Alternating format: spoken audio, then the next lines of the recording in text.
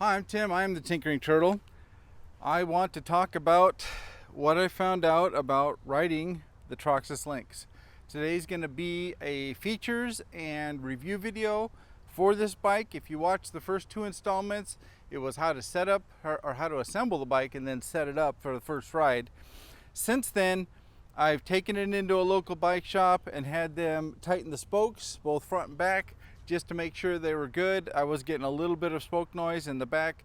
It's pretty much a standard thing to do when you first get a bike, so don't read anything into that as far as buying a new bike and then having to go get the spokes adjusted. That is fairly normal to do. I do it on most all of my bikes. It's a really simple process for a bike mechanic to do. I don't personally do it, so I don't go over the process in any of my videos, but it's inexpensive. It's about $18 per tire, so $40 with tax, and your bike is completely set up and ready to go.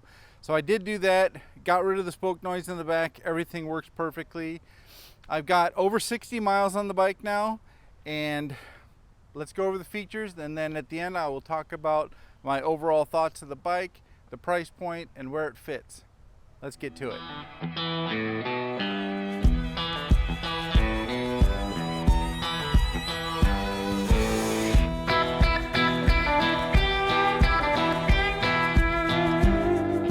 So let's start out with the things that everybody wants to know.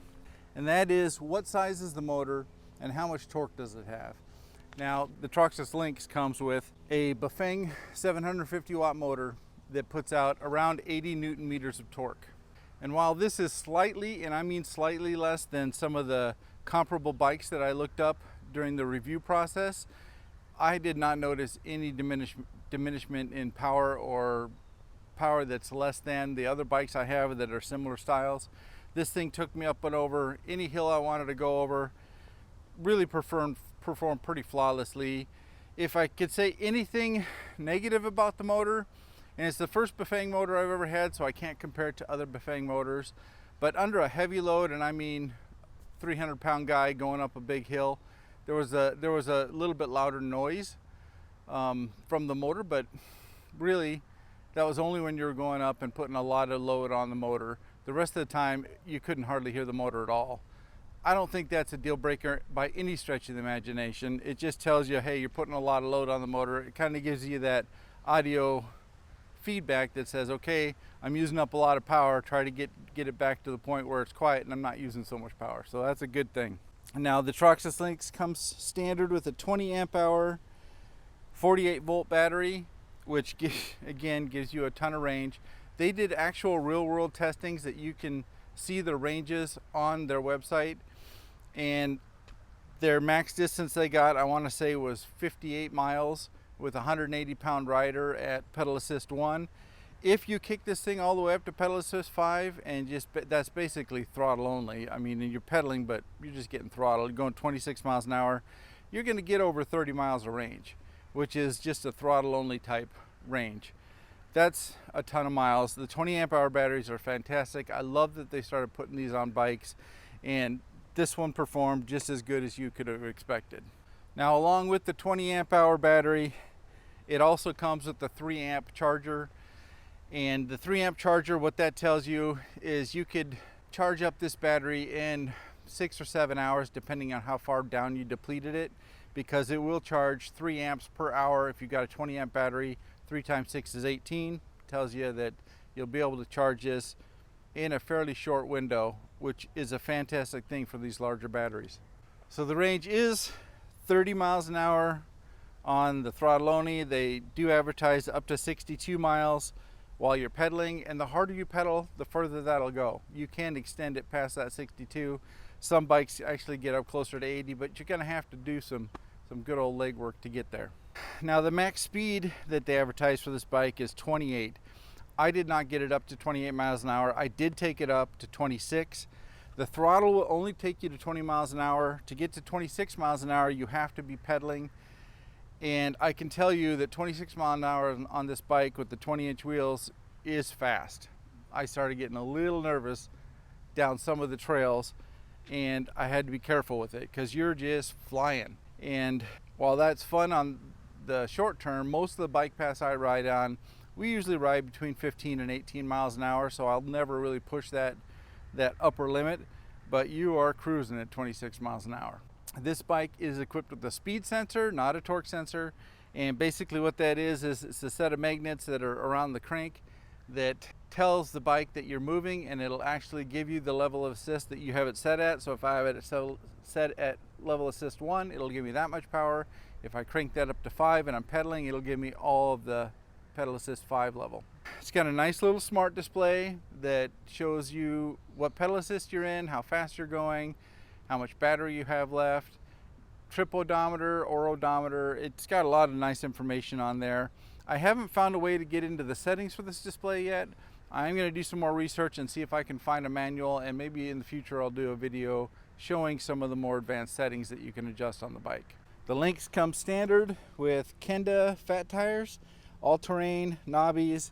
These are nice tires. You see them on a lot of bikes because they are kind of the industry standard. Wonderful, wonderful. It also comes with a front shock absorber to give you some flex over the bumps, but it is a hardtail, which means there's no suspension in the rear. Now in this front suspension, there's a tensioner on the left-hand side of the bike and then an adjustment on the right-hand side of the bike. And this is just it's a one-click adjustment to set it so it'll either compress when you hit a bump or you can lock it out, and that gives you better mileage because you're not taking up some of the energy from the battery and your legs with the bouncing movement. So if you lock it out, it should technically go further. Comes standard with the headlight and a tail light. The tail light works with the brakes so that it'll light up for that. If you turn your headlight on, it'll light up, so it gives you some nice visibility if you're riding at night. This bike is also equipped with a 7-speed Shimano gear system. Works really nice. It is a 2-finger adjustment on the handles. Use the front to go down, use the back to go up. It's really nice. It's right next to your fingers. It's got a nice clear display so you can see exactly what's happening. It also comes with a thumb throttle. It's mounted on the left-hand side. And because of the gear shift being on the right hand, there is no way to move it over here because you would have to move the gear shift in and you would have a harder time getting to those buttons to change the gears. So it is kind of stuck over here unless you swap out your shifter assembly. It also comes with the rear rack, nice heavy duty, a rear mounted kickstand so the pedals won't hit it when you're backing up the bike and stuff. I did add the mirror myself, which is an essential safety item. So if you don't have a mirror, put one on for sure. It comes with fenders standard. These are nice metal fenders, so that's really nice. The last thing I want to kind of cover is the brake system. This has a Tektro M280 calipered brake with 160 millimeter rotors. And at first I was a little worried about these caliper and rotors, but as I rode it, as the pads wore in to the rotors, I gotta admit they're nice brakes. I have no issue with them at all. At first they were kind of loud, but once the brake pads pulled into the rotor and kind of got situated, any noise went away. There was never any squeaking or anything like that. Most of my bikes have had 180 to 210 millimeter rotors. These at 160, I was a little bit worried about how much power they would actually bring to the stopping.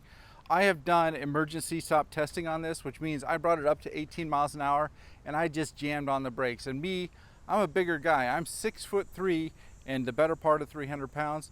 This bike stopped. I mean, it stopped quick. So I can't really complain about the brakes.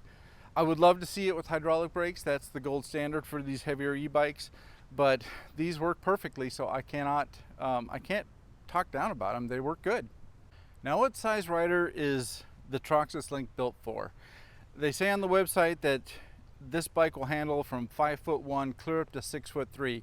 Now, I am almost 6'3", 6'2 3/4", so I am at the maximum height for this.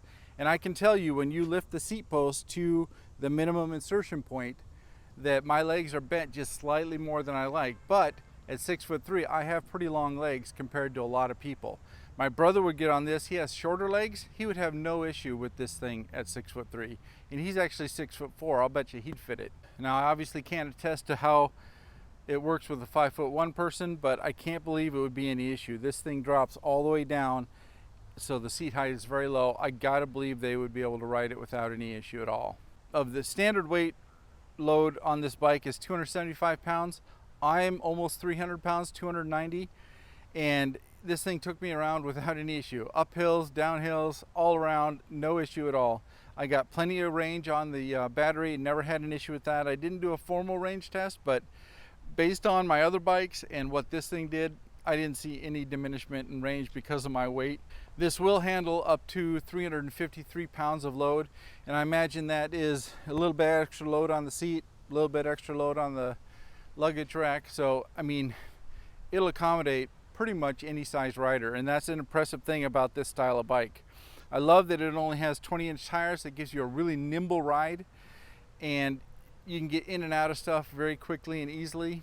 And I love the easy access, the easy step over for this bike. You can get on and off the seat when you stop without any real issues at all. Now, what are some of the features that I'm not super excited about on this bike? Well, I tend to not like the left-hand throttles. I want the throttle on the right-hand side. Unfortunately, with this style of shifter, you got to have it on the left.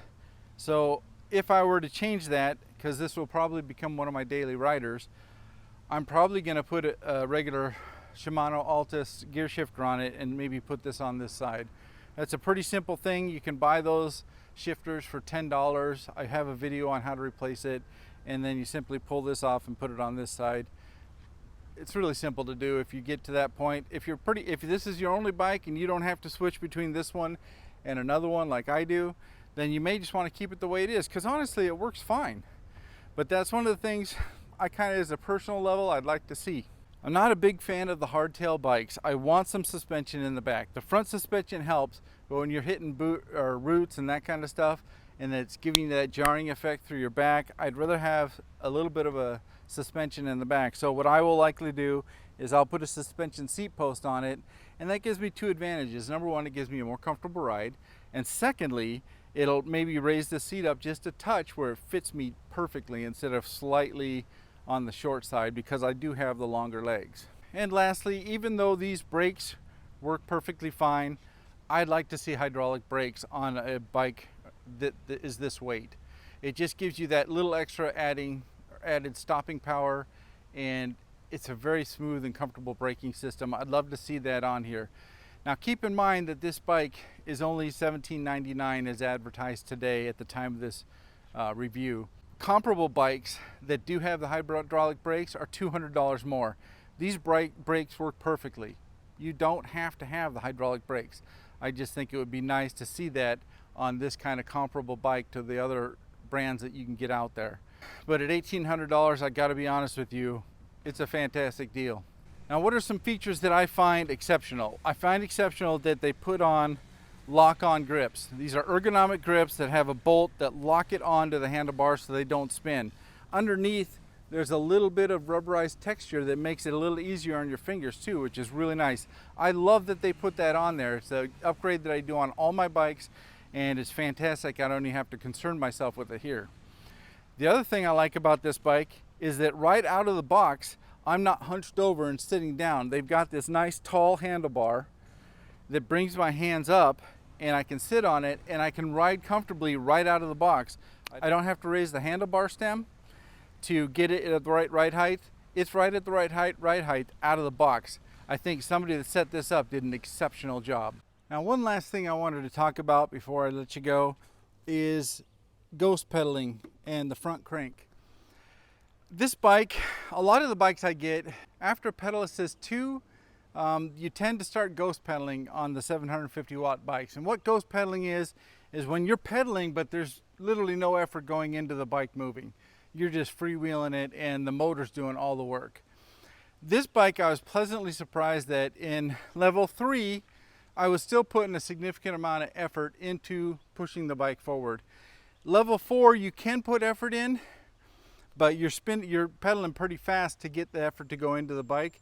And at level 5, you're flat ghost pedaling. That just means you're spinning the pedals, but the motor's doing all the work to get you flying at 26 miles an hour. This can be remedied quite easily if you want to do a pretty simple change. and you can replace the 46 tooth crank, front crank that came with the bike with a higher tooth version. Say go up to a 50, and then at level 4 and 5 when you're pedaling, you're putting in effort into the bike going forward. But as a rule, most 750 watt bikes will start ghost pedaling after level 2 or 3, and a lot of people fix that by swapping out their front crank. Now that's a really simple adjustment on most bikes. You just take out 4 bolts, you get a new crank, you put it on there. On some bikes you may have to replace the whole front crank set, and then instead of paying 30 bucks for a new crank, for the crank set you may pay 50 or 60. But it's a pretty simple process to do. You do need a tool if you're going to replace the front crank set. This bike, I was pleasantly surprised, actually had less ghost pedaling than other comparable 20-inch tire bikes that I've ridden. So that's a nice plus for this bike. I mean, out of the box, I would say that this bike sits nicer. When you sit on it, you're in a nicer position, and the human to bike input is really good. I'd say for $1,800, this is a very solid buy. I think if you jump up to the $2,000 range, this bike gets a little less attractive because it doesn't have hydraulic brakes, and some of the bikes at the $2,000 price point, you can get a lot of power in. There's some brands that have 52 volt versions, and they really go. So at $1,800 or less, this is a really good buy.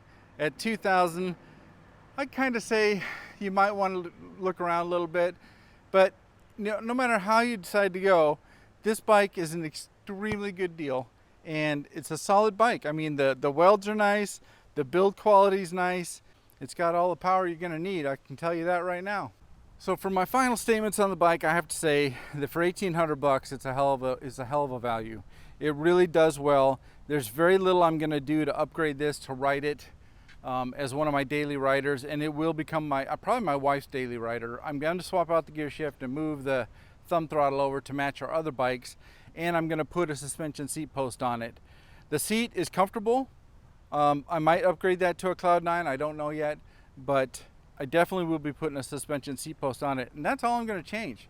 It really is out of the box set up to be a really nice ride, and I have to say it is. Anyway, if you made it to this part of the video, I appreciate you watching, and I will catch you next time.